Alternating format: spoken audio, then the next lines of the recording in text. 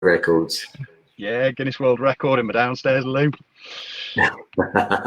Fantastic. Well, look, we're live now, James. So thanks very much for joining me. Really grateful, especially if you've had to go out, sitting in the car. So this is a first for me. So anyone watching this is not James Corden.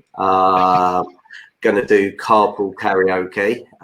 But James, you did say you like Kings of Leon and Sex is on Fire. So are you going to sing that today for everybody?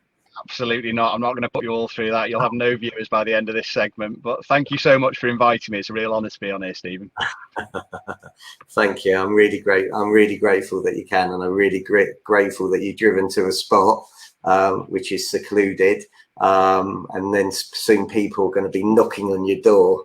And I know you didn't want to talk football, but as you mentioned, driving in a car and being out, I want to share this one story with you. It's going back years and years and years ago. So my friend was up at university in Manchester, and I was meeting my boss the next day to measure out 250,000 square feet of cold stores in Grimsby and Cleethorpes.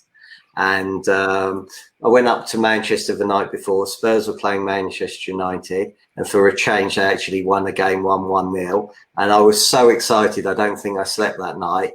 And 5 o'clock the next morning, I set off over the Pennines to get to Hull and Cleethorpes. And I got there early, and I was waiting for my boss. And I just put my head down. And I had people knocking on my door. Are you okay? Are you okay? Are you okay? And I was absolutely fine.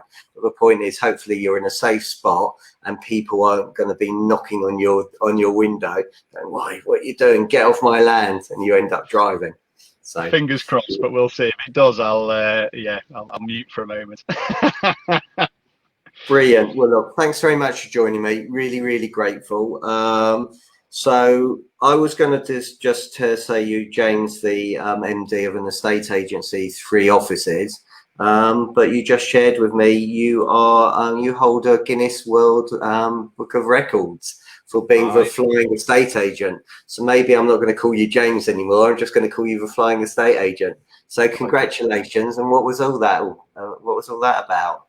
So we support a charity local to us, the Donna Louise Children's Hospice, and they come to me. We do lots of things with them, including one quite interesting. We do a charity for sale board initiative with them, where a picture which is painted by one of the kids of the hospice. Anyone that comes on the market with us can have a normal board or a charity for sale board with this picture on, and they pay £50 and we match fund it. So it's a charity initiative we did. But they came to me and said, "What will you do? What will you do to fundraise for us this year?" So I jokingly said, "I'll fly Land's End to John O'Groats by paramotor for you." And then all of a sudden they held on to that and I ended up doing it. But we got a really good following, got a lot of coverage. We're in the Sunday Times, all over BBC TV, and I've now got a Guinness World Record in my downstairs loo for the fastest flight. Wow, that's incredible. And we raised 16,000 for the hospice. Oh, amazing. Absolutely incredible. That's fantastic. So we need to go. I'm sure Agents Together are fully aware of this. Not Agents Together, Agents Giving, because they've got their charity due on, I think, in December. So I think we have to put you down. Yeah, I do love a bit of charity.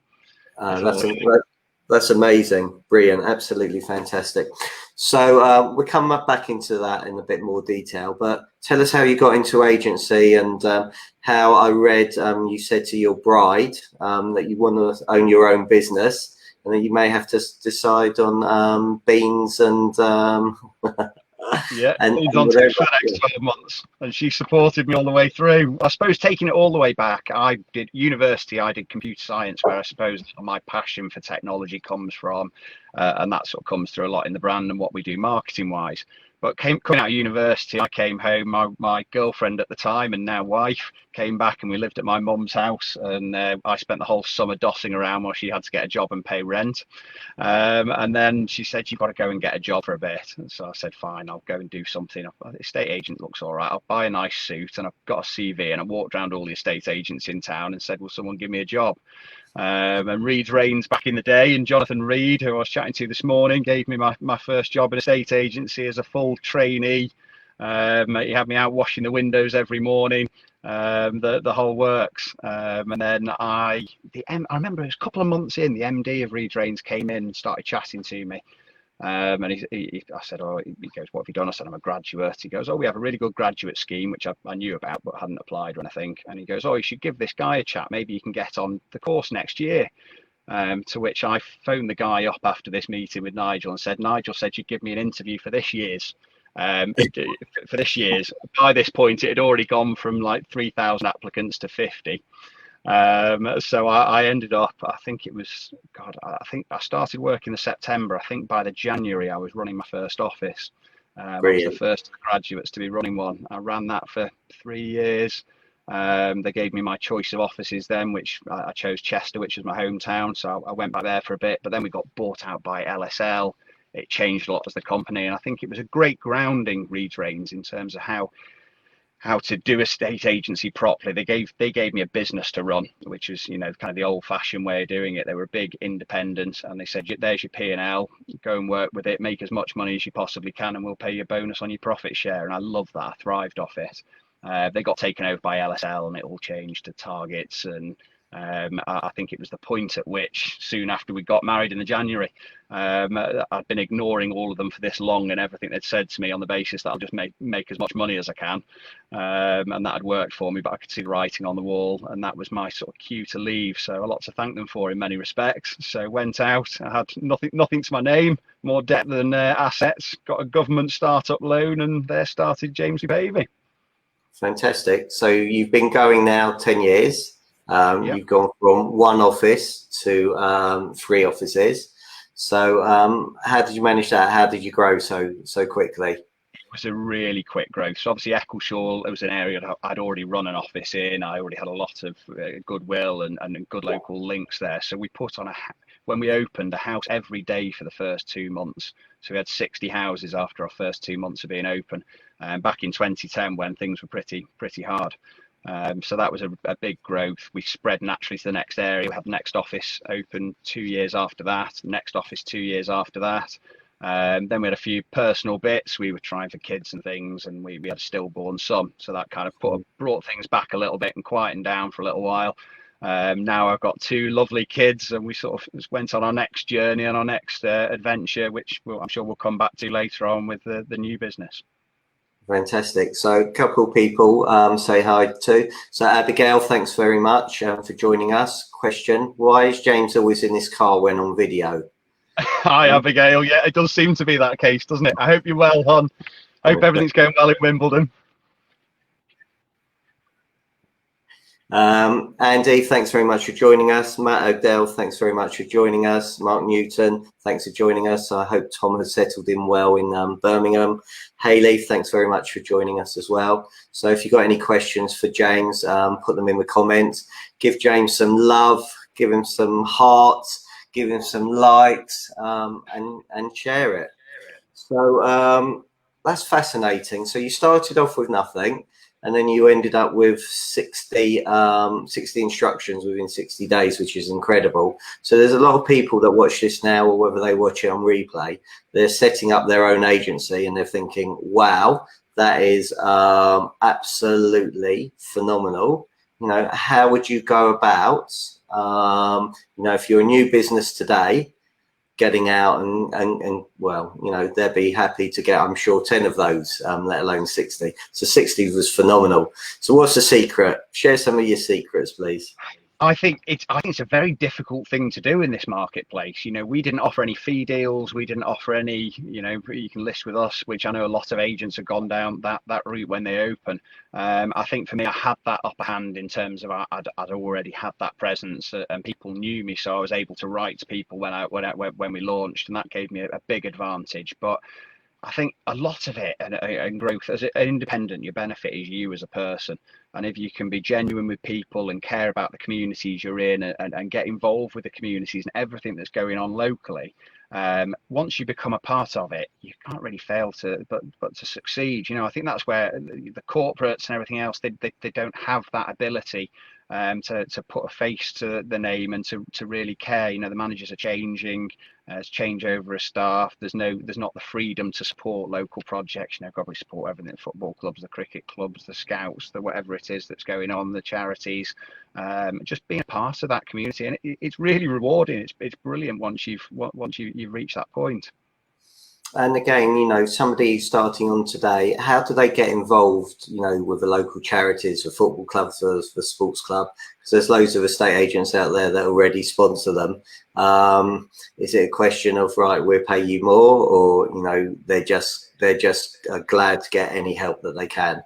I don't think many have, you know, links like that are exclusive. So I'm sure most of them, if it's a sponsorship or whatever else, then they're going to be happy to take that on anyway.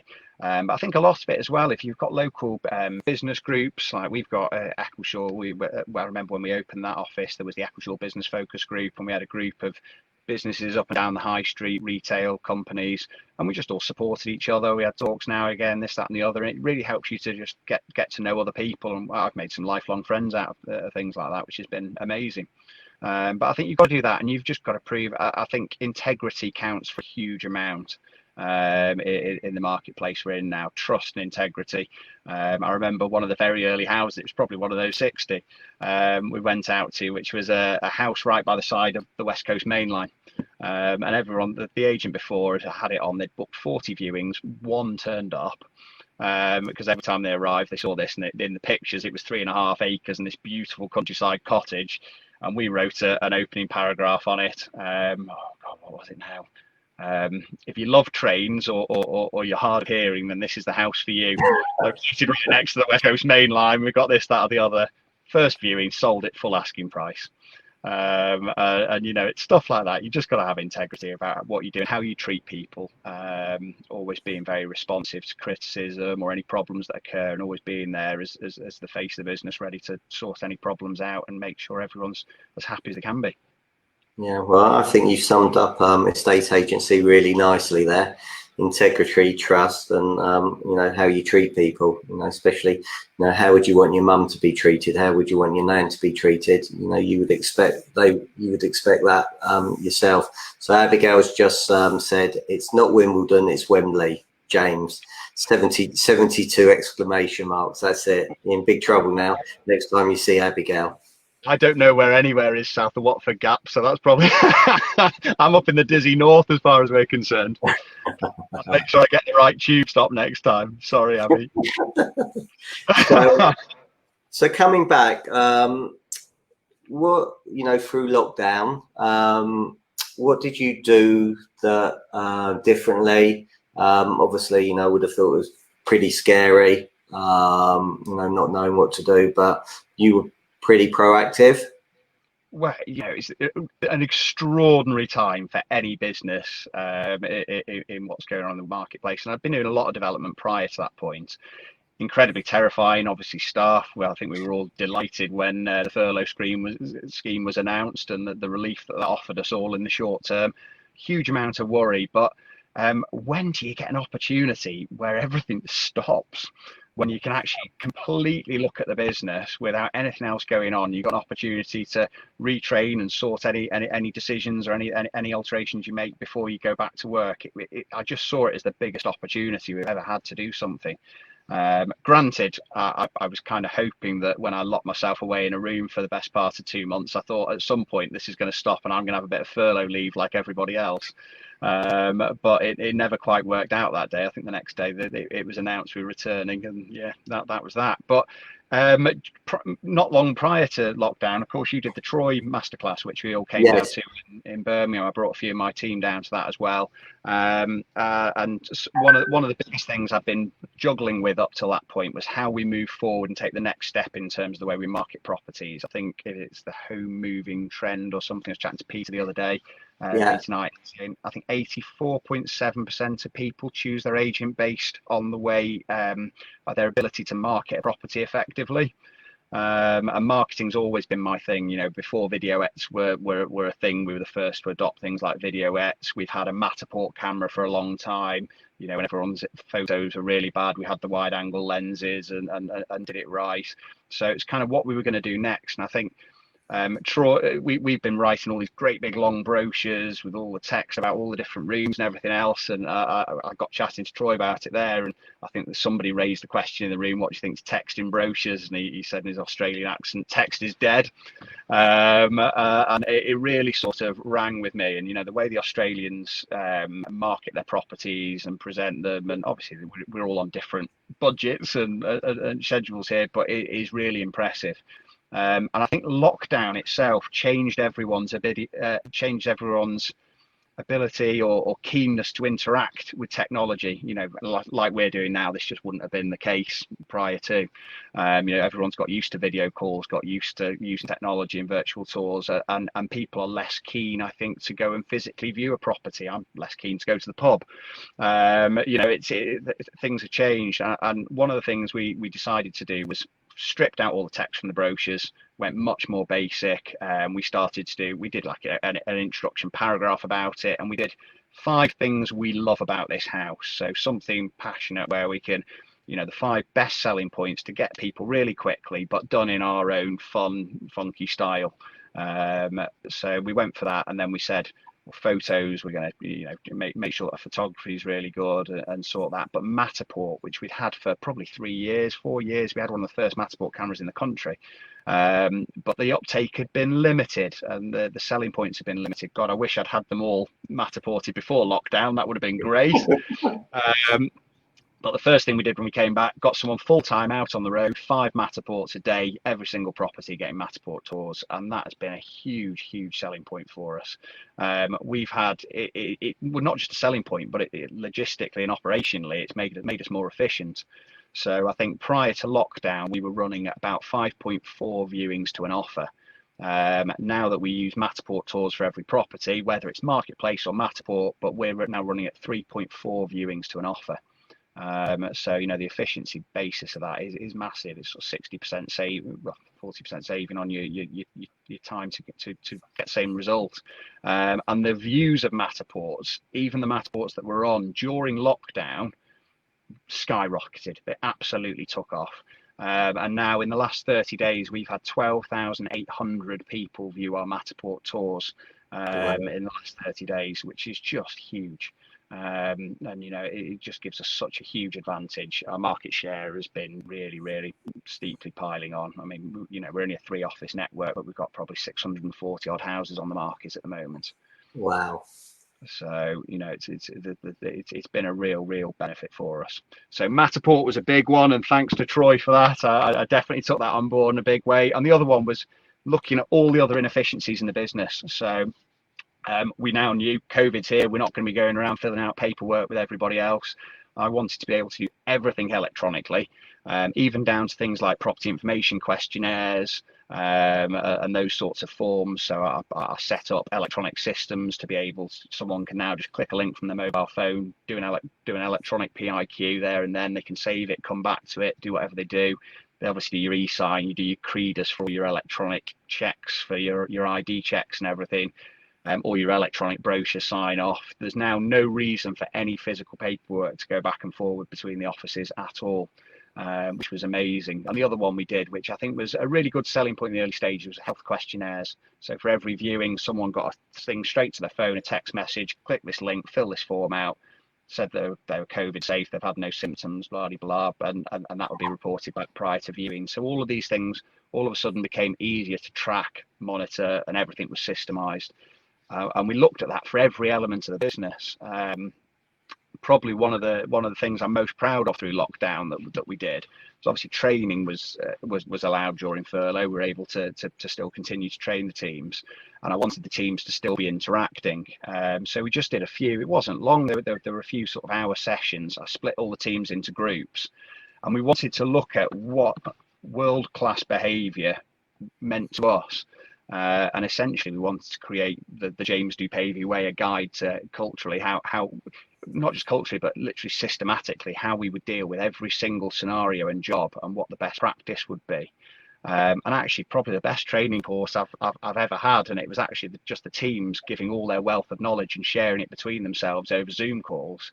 And it was absolutely unbelievable. I listened in on these Zoom calls as well, took all the things that they'd put that they'd come out with, and a lot of stuff that really impressed me that I wouldn't have even considered. And out of that, we formed a book. Every member of staff now has a book in doing it the James D. Pavey way, and what represents world-class behaviour for us, and what would be the minimum we'd expect, what we think is going above and beyond, and what's world-class. And that's something that's a fantastic document to be able to onboard people with, and probably when the market's not so mental, be able to use a brilliant training aid. This week we're struggling, we need more valuations, then let's discuss how we're going to handle the valuation calls, how we're going to go about that process. So that's been a really good thing. So they're probably the main projects, if that's not enough between it. 100-page book and all digital, and a full sort of digital makeover. So that was my lockdown. That's incredible. And how did you get you've obviously got a great culture that you're getting all your team to actually buy in. And obviously what I love is agents that take action and implement it. So one is, how did you get the implementation? Where did you become an action taker and just getting things done rather than waiting? And how, and with that culture, where have you learned that? Where's that come from? I think, first, in terms of getting stuff, doing a can-do attitude, I'm just the most impatient, driven person you'll ever meet. I'm very much often big ideas and don't like the finer detail, but I'm very much a man of, if something's happening, it's happening now. I'll research everything, it'll get on, it'll do, and that's just me. I can't help it. My wife probably finds it incredibly annoying at times, but it's just who I am. I ask something to be done, I want it done yesterday, and that's the way it is. But I think the culture I fell into, there was no training, there was no, I hadn't had that sort of management background, or probably the experience that I developed more so in the last few years doing courses and different bits, but I still don't think it's changed. For me, my team and my family, I've got their backs, they've got mine, we look after each other, we treat everyone fairly and as we would, and we really are that close knit. And it makes it an amazing place to work. I think that's the lovely thing about being a smaller independent, just 3 offices. You can have that personal relationship. I know what the kids are up to, or what's happening in their family life at the moment, or what their ambitions are. And we tried to do things prior to COVID, and we kind of stopped it since we've come back with it being so busy. But on everyone's anniversary, we meet up and have a chat about just what's going on in life, what's happening with them at the minute, go and have a coffee, nip out the office and have a catch up. And I really care about them. They're an incredible team, and actually the team I've got right now, the best team I've ever had. I'm very, very fortunate. They're a wonderful bunch. That's phenomenal. You better tag them all into this so they can hear that. Yeah, I tell them all the time. I love them.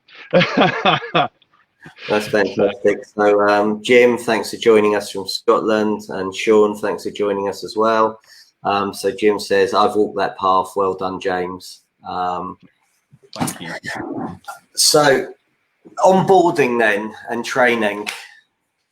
Yes. That's so changed. What is your onboarding procedure? It's me, and I think that became really important to me, that all of a sudden I went back to making sure I personally onboard everybody. I do an annual sort of almost like an onboarding session, but refresher for everybody as a company-wide project once a year, covering all your important stuff, your money laundering, GDPR, your CPRs, all the rest of it as you're going through. So I do that on a regular basis. But I think if somebody's coming into the company, they need to know, and we have a real culture of openness where anyone can approach me. There's no kind of hierarchy. They can't approach me about something they're worried or they're concerned about. Anyone can come to me directly. And I think breaking the barriers down at that stage, because I'm not based in a particular office all the time, and spending that time with them to do the onboarding, I know firstly it's been done properly, and I've been through all my systems and processes and covered everything I need to, but also it's an opportunity to build that relationship a bit. Another thing I think I brought in more so now than ever before is because I think prior to that, when you bring someone into a business, a lot of the time you might just done a few interviews with them, and actually spending an hour with them isn't enough to get to know people. So under those circumstances, the onboarding is really important as well. But I think now we've started trying to get everybody that's coming into the business to come and work some trial days to make sure that firstly they're a good fit for us and that we're a good fit for them. Vice versa. It's got to be culturally a good fit for the pair of us. So I think that has been a definite plus, and I recommend that to absolutely anybody. Having trial days with people in the business is 100% the way to go. You can learn so much more than you'll learn from an interview. No, that's great. And how do you recruit? What's your recruitment policy? Well, we've used a few recruiters in the past. We tend to get a lot of applications from people, I suppose, because we're relatively a leading agent in the area. So we get a lot of applications through. I think also for me, taking the time with people that perhaps aren't yet in the industry, when they send those initial letters. We've just had 2 people come and join us since lockdown, one of which I saw probably, a year, 18 months ago, and they'd gone on and studied their own estate agency qualifications after that meeting and really got stuck in, hadn't actually found a role yet. But that commitment that they brought forward, then, this has happened. I've come back to them, and they've both been brilliant. They've both been away and studied their estate agency qualifications because they were that keen to get into it. Love that. I mean, that shows that they want to be in the industry. And they've taken the time to do that, which is brilliant, and you want to see more of that. As time goes on, I've got to say more and more, I think there's a lot to be said for recruiting outside of the industry. I think when we were smaller, we always felt that it was the right thing to do to hire, because we haven't got time to train people, we haven't got the time to invest with them to do this, that and the other. And actually, I think it's not the experience that we've got. The experience you can train, and you can train it, in steps over time. It doesn't need to be done straight away. You can have them out doing viewing feedbacks, or doing viewings and get them up and running fairly quickly to take pressure off the team. But it's the characteristics and the people that you bring from outside of the industry, and what sort of people. We not this round, but probably about a year ago, we had somebody who was in the industry that was ex-cabin crew, but she hadn't had that long in the industry, and we had another lady that was cabin crew that's come forward, and they've been fantastic. Really good with people, used to dealing with people, the right can-do attitude. So I think stuff like that, people from the different professions that fit different businesses and different roles. But I think there's a huge amount to be said for it. And some of the best people, I think of a couple of people in the business at the minute that came to us as work experience kids, some of which that we'd had since they were 16 or less, and been doing Saturday work in the office, and ended up working their way all the way through. And work experience people that we've had in for a week, and they've ended up now some of the most senior people in the company. And it's, I think sometimes you just see that spark, don't you? You know who's going to work right and who's got it and who hasn't. 100%. So Abigail talked about videos. So I know you're a big fan of videos. In fact, somebody else sent me a question to say you're exceptional at videos as well. So what's videos work for you? I think videos are incredible. I wish I had more time on my hands to do it. I think I was actually on the phone yesterday to Rob Stoyles from Helmore's, and he does the most incredible property videos you've ever seen. I think they're something to behold. His recent one in Devon. But videos are great for interacting. I suppose I wonder, so there's lots of changes going on with Facebook in sort of pausing videos, and then you have to click into it to see more, and they're making things harder all the time to get your money's worth for free on a lot of these portals. But video is an amazing tool. I think through lockdown, a lot of us have probably done it, but being very visible, talking to the public, talking to your clients over video, over Facebook Live. I did it almost daily, or every few days I'd do an update as to what's happening in the market, just going for a walk or wandering around the paddock or whatever else. And we did some fun ones. A really well received one, I did a video about what home is to us as a family. My poor wife this was a typical example of me can-do attitude. I think about 6:30 in the morning, I came up with this idea. I said, Millie, do you mind if I do a couple of videos with you and the kids today? I've got an idea. This turned into like a 7-hour video shoot. We were riding bikes, blowing bubbles on swings, hose pipes out, teepees up in the living room, but made a really sweet, engaging video. And actually the engagement that got was unbelievable. It went fairly viral with it, and it was a lovely one. It was all about, stay safe, COVID, and support the NHS and stuff, all tagged in there as well. But it had a lot of fun doing it. I suppose it's just a challenge, isn't it, for a lot of people that aren't as tech savvy to be able to put together decent, well compiled videos. I think the power of us having conversations like this and sharing these sort of things online is great. But it doesn't necessarily go viral now. You're probably talking to your following, which is really important, and that's a big part of your marketing strategy, engaging with the people that are following you and that you're actively dealing with. But in terms of getting new business, sometimes they need to be a bit more hard hitting and a bit more professional these days, in my opinion, to take off and do that. Or you have to have a really interesting subject matter. And again, you've just got to make sure you're involved with things that are important to the community. I think over at Knock Dighton they did a brilliant video, gotten great coverage when one of the local power station towers got blown up, demolished. They got huge following on that, and obviously they've got their Knock Dighton page, and that all of a sudden it went viral, and 20,000-30,000 people had all clicked and followed the link and stuff. So there's things like that sometimes you can do to get your brand out there. But you need to think carefully about the message you're trying to put out over video. It's got to have a purpose. Okay, so again, if you're new and you're watching this, how would you try and attract people to your Facebook page to obviously get them to like it? So they can maybe, do you do sneak previews on properties as well, and get people to say, before it hits the portals, come to our Facebook page, like it, and then you will get it early to encourage people? We don't, and I think it's a great tool. It's very powerful to attract people to follow your page. Absolutely. I don't know. I've always been. For me, marketing a property is about the pressure. It's about the excitement. It's about the anticipation of big groups of people interested in the same property, having that feeling of competition. I don't know why. I personally, I don't massively like the idea of pre-launching a property somewhere else. I see the benefits as a company, but from a client's point of view, it's like when we do an open day or something, I want 30 people in that room, all there thinking that they're not going to get this house unless they reserve it today, because they're all there together.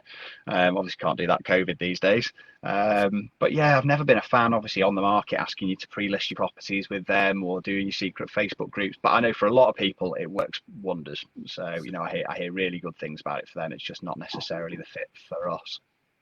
Okay, so you made an interesting point there about the open day and the competition, and obviously it's not something that you can do easily now. So what are you doing then, for that vendor to, obviously they want the best outcome, premium price.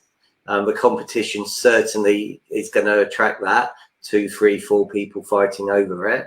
What are you doing to create that competition now then?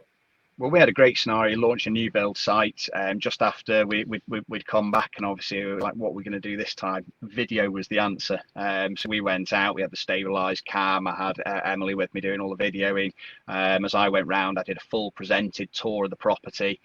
Paid Facebook advertising is a phenomenal tool to be able to get it out there and to really generate interest. And that combination of paid and video is invaluable. So we did a big Facebook campaign on that, and then booked back-to-back slots, obviously with gap for the air to settle and everything else with COVID and all the rest of it. But we did back-to-back viewing slots, and off the back of that, we've got two units reserved straight away, and the big units, sort of $500,000 plus. So that was really rewarding. The third one followed shortly afterwards. So things like video can be a brilliant tool. Back to back is the element of competition. Say, well, I can slot you in between the 10 and the 12. All of a sudden they're seeing somebody leave beforehand. They've got to sit around for 10 minutes and wait for the next one to come in. And it is important though. People need to know that there is an element of competition there. So I think well, competition aside, I suppose that's just coming back to marketing and how we're doing the Matterport tours in particular. You brought up earlier on, how's that affecting things, and how's that affecting people coming out that are prepared to view. Firstly, we're checking they've viewed the tour before they book a viewing. We want to know they're serious. But a great example of, and I think this really rang true for me, I suppose, because it was so personal. So I put my house on the market. We're off to go and start a new project. And we'd obviously done the Matterport tour. I'd done a video tour as well, but the Matterport tour in particular. And the first viewer that came out to the property, I met them at the door and said, I know this is a bit awkward. I'm selling my own house, but this is me. It's from James D. Pavey. I hope you like my home. Come in and have a look. And the first thing they said was, we've already done the virtual tour around the property. It's absolutely incredible. We love it. We just want to come and see it in the flesh. And they offered on the house. They're buying the property. We're probably 4 weeks down the line. They'll probably exchange in the next week or so. In reality, we had another 6 viewings booked after that, but they were the right buyer, so we've gone for it. And sometimes you need to not be greedy and just accept your first offer as your best offer and crack on, which is what I took my own advice. I bet there's a lot of people that are watching this saying, I wish there were vendors out there that would take the first offer when it comes in. Yeah, tell me about it. Tell me about it. It's not always about the offer either, is it? It's about the position there and everything else. And I actually, as I said on the viewing, I want the rest of the viewings to take place before anything more. But in the end, I did cancel them all. And it's the right thing. But of course, even I get the ribbing then. You sold it too cheap. That's all everyone says to you. But I don't, I think it's the reality is sometimes you need to work with what's right for you at the time. Yeah, it's hard selling your own property, isn't it? Really hard, really hard. But saying that, I would be the vendor from hell, I think. Can you imagine someone else doing my marketing? It's not going to go down well. I did feel for poor Emily. I had to type my brochure up and check it through for me. I think she's never been so nervous writing a brochure in her life. So, obviously, I think now you can argue that all estate agents are marketeers. Rather than estate agents. So what else are you doing to market vendors' properties? I suppose at the moment the reality is it's a battling game, isn't it? I'm sure a lot of the agents out there are all in the same boat at the moment. We do what our systems are, and we follow those tightly and make sure that we do what we say we'll do. But it's not a time where we can go much beyond the norm. We do all our Matterports, our Facebook posts introducing the Matterports, our mailing lists, obviously making sure that our portals are all absolutely spot on. There's lots of things that I've got ideas of the future when times are different. But at the minute, I think you need to make sure you can follow through on what you on the basics and what you promised to do, rather than stretch yourself too thinly. I'm sure everyone's up against it at the moment. The business levels have never been imagined like this. And conveyancers are up against it. Your mortgage advisors are up against it. Everyone's getting it, and every transaction's taking, instead of not 8-9 weeks, they're taking 12-13 weeks, and it's probably only going to be getting longer. So I think 100%. And I think you led this very nicely, which was going to be my next question about you set up your own solicitor firm. Yeah, so that was a big, bold step. We've been working on it for about a year, and coming just prior to lockdown. I think we opened the doors at the end of February for solicitors, which was perfect timing. Absolutely. Well planned. Yeah, absolutely. So that was great. But I think the reason we've done this, the reason we've gone behind it, is we were just struggling to be able to get the service standards that we would expect out of solicitors in a reliable fashion. Solicitors have a habit of taking on too much work. They keep going. One's great 1 minute, and the next minute they've dipped off, and just not having any control over that was really difficult. Obviously, with the SRA and everything else, we have to jump through a huge amount of hoops, and there has to be a full Chinese wall. Estate agency cannot interfere in any way with solicitors, and vice versa. It's got to be done absolutely by the book. But now looking back, God, a fantastic thing to do, because solicitors are so difficult at the moment, and they're all under so much pressure, and we've just had the opportunity to do it better. It's been a bit of a roller coaster. I think we've gone from 2 members of staff to 5 there since lockdown. We got another solicitor, and it's been ramping up, but we're still able to just make sure that contracts are out the day that they're instructed. We're not waiting 4 weeks for a set of contracts. They're out, they're gone, they're ready. Searches are being applied for straight away, because they're advising them, in this marketplace, you need to be getting your searches in straight away. You might be waiting 4 weeks on your local if you're lucky at the moment. And you've just got somebody that's on the right side. And I think we're working on this at the moment, and it's an ongoing project, but being able to try and get that efficiency between sales chasers and the solicitors to be able to update each other efficiently and effectively, and keep everyone in better communication and give a better experience for the client. All of that's coming together really, really well. But it's an ongoing project. I mean, we're very, very early stages in reality, and in unusual times. But yeah, it's a really valuable tool. Very, very hard to do. Not for the faint-hearted. But it's been worthwhile. And how do you find your sellers and your buyers when you're recommending? What's it actually called? Is it called James Pavey Solicitors? So it's a separate company, same purple colours, same purple branding, but we have to absolutely disclose from the outset it's a related company. And actually really positively received. Obviously, I think it's being very clear with everybody. There is this Chinese wall. We can't interfere. God, it's not worth interfering. The cost of solicitors' PI insurance. Everything's got to be done absolutely, by the book. So you just explain to them the benefit of it is, we're very responsive to each other. We're on the same side. We're working in your interest. And it's been really well received, and the uptake's been phenomenal, far more than we've ever had on solicitor referrals before. It's brilliant. I'd say, I don't know the exact figures, but it's got to be fantastic. So I may have some business here for you. So Abigail from Wembley has asked, are you looking for more business? Abigail, I would love to say I am, but at the moment I've put on hold a selection of friends agencies as well that have inquired, on the basis of, I suppose, exactly the right thing to do, which is don't flood it. Don't lose the services. And I'm probably as worried as every other estate agent sitting there at the moment that it's great having these amazing pipelines, but we need to get them through before March. So at the moment I'm locking down the floodgates, sadly. But in the future, Abigail, I would love to help. Absolutely. In fact, we've already sold quite a few properties down in London, through various mortgage advisors and things that refer into it. So yeah, it's been good. Although I find it, probably as a business partner and an owner part of the separate business, I find it quite hard at times that it's one business I don't know anything about. I can't get really involved in. I can offer business advice, but no specific advice. I'm not going to be any use sitting on that computer looking through somebody's set of deeds. And have you gone down the same line, mortgages? So would you have an MAB or a similar company working with you to do that? No.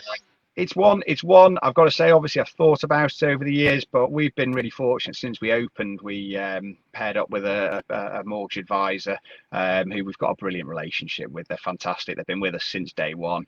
We actually ended up sharing. We sublet part of our premises to them, and they've been amazing. And to be honest, it doesn't necessarily excite me. I'm happy enough with what I've got, but I think mortgage is such an important income stream. I think for most estate agencies, it's a no-brainer.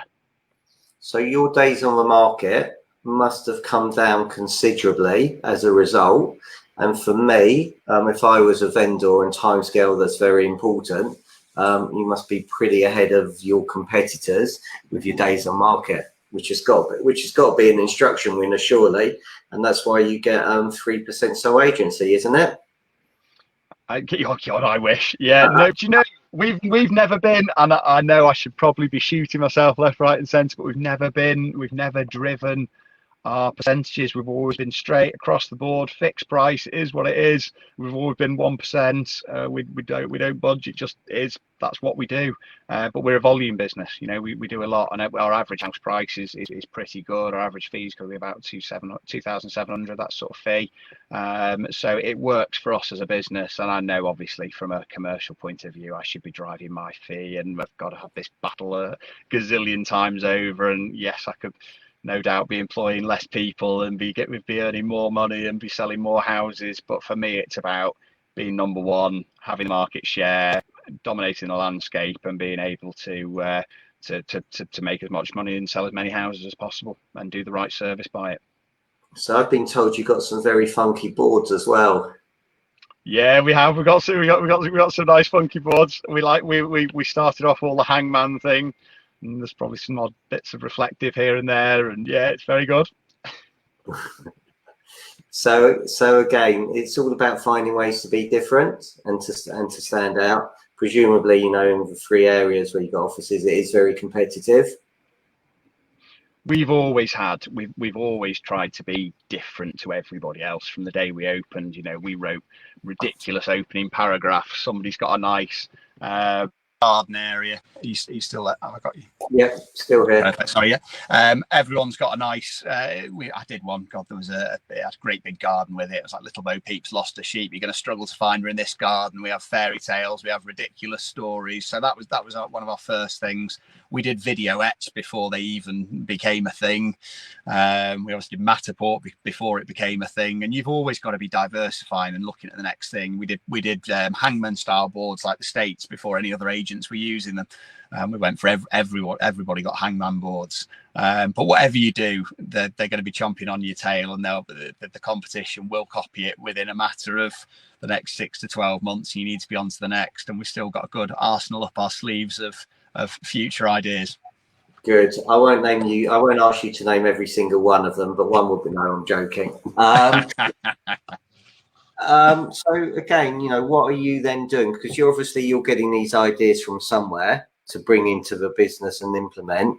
So, how do you learn? What are you reading? What are you constantly doing to self-improve? Because obviously your business has gone from strength to strength.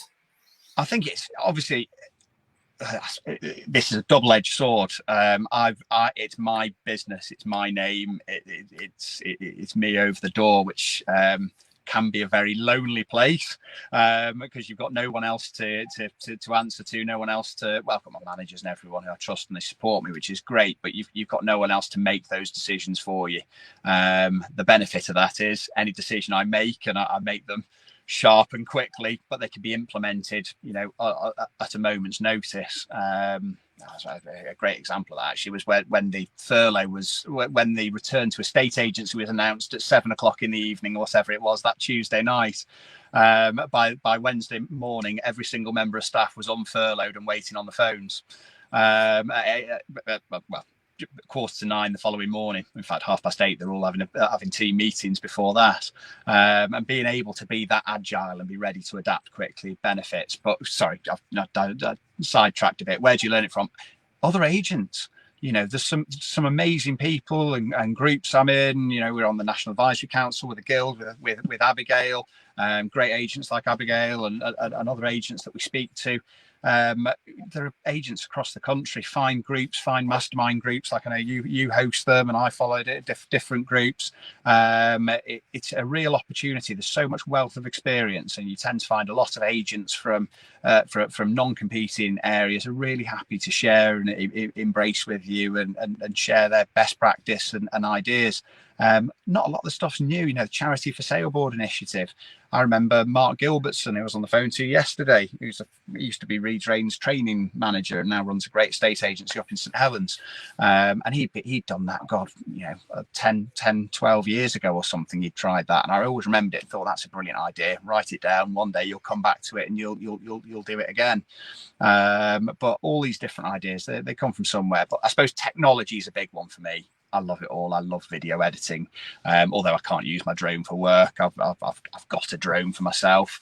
I've got my GoPro, I've got my gimbal cameras and my phones, and Matterport virtual reality, and got, you know, all that stuff. I love all that, and I think that's a lot of the future of a state agency. And I suppose I've been a very early adopter, because I am with technology. So that's a perk to being a young ex-computer science student, of all things. Have you met Luke Sinclair? I don't think I have, you know. You and Luke need to get together in a room. Blimey, you're gonna love it. Really? Yes. Yeah. You need to make it happen, Stephen. I'd love to meet him. I will introduce you with pleasure. I'm sure two of you will be talking tech all day. Yeah. And then I'll just be left in another room going, what the hell are you talking about? Some of the other bits as well that people should be thinking about, you know, pixels on their website. It might all sound like gobbledygook to people, but there's all sorts of technology out there on Facebook now to be able to be re-engaging and making sure you get so many different touch points with people that are interested in your business. You know, it's not just through social or your website, or it's linking everything together. So if you haven't got, you know, Marketing Experts Guide, you get some advice and look how you can find all those touch points with people to get to know you. Fantastic. So Ben, thanks for joining, and Rachel, thanks very much for joining. So a couple of final questions, because I'm very grateful that you're still sat in your car in the middle of nowhere. I love the fact that, you know, you did your James de Pavey, I called it Way. I was going back to my old company, I was going to call it the Green Way as well, but which is great, and everything being world class. What are your non-negotiables? 3 non-negotiables in the business. And actually, if people aren't world class, do they have consequences? Because I know a lot of people struggle. You know, we all want to be world class. Yeah.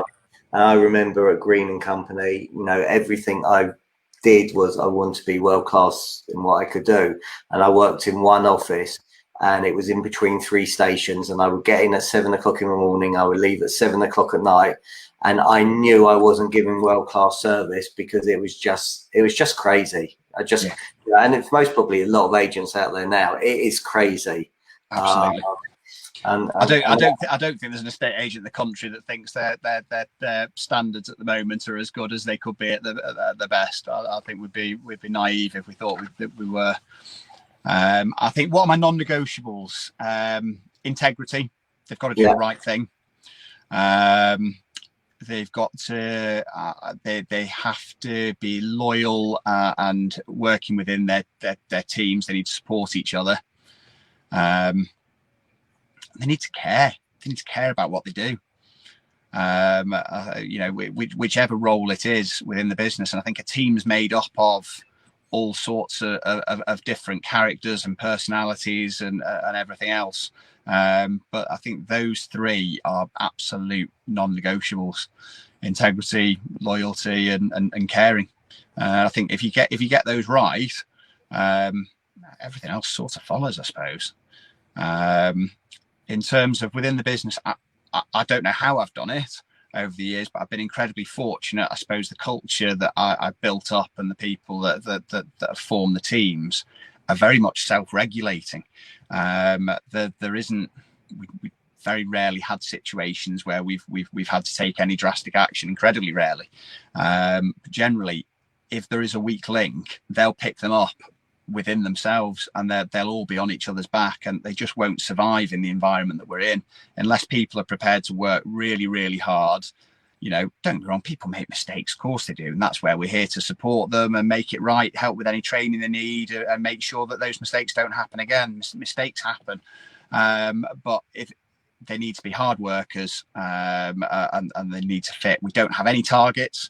Nobody gets, you've got to have had booked so many viewings this week, or you've got to have done whatever else. Everyone's target is to make as much money for themselves and for the company, and do as good a job for everybody as they possibly can. And that's worked for us throughout the way. And I'm not spending my days calculating numbers and facts and figures to drill down and bring a negative attitude. I suppose we've always been very much we've ruled with the carrot rather than the stick, and we focus on the positivities. Obviously, you have to address. You can't ignore when stuff's going wrong. You have to be there and you have to address it quickly and sharply. The minute you start just letting stuff slip, it's a slippery slope, isn't it? But generally, positive reinforcement. Brilliant. Is there a book that has influenced you? No, I would love to say there is. I'm terrible at reading. I don't know. I just can't keep the attention span to go through, and I'm dreadful at it. Video meetings. I really miss meetings. Like I miss meeting up with groups of other agents to discuss what's going on in the world, bouncing ideas, sharing our concerns and everything else. I miss that physical contact a lot. I'm getting to the stage now. I'm struggling a bit with just big group meetings on Zoom and stuff like that. I don't feel I'm getting as much out of it. I'm really missing, the camaraderie, the few beers over the night before, and I'm really, really missing that. Yeah, right. So one final question, and welcome, Tom. Thanks very much for joining us. If you were starting your agency today, what would you do differently?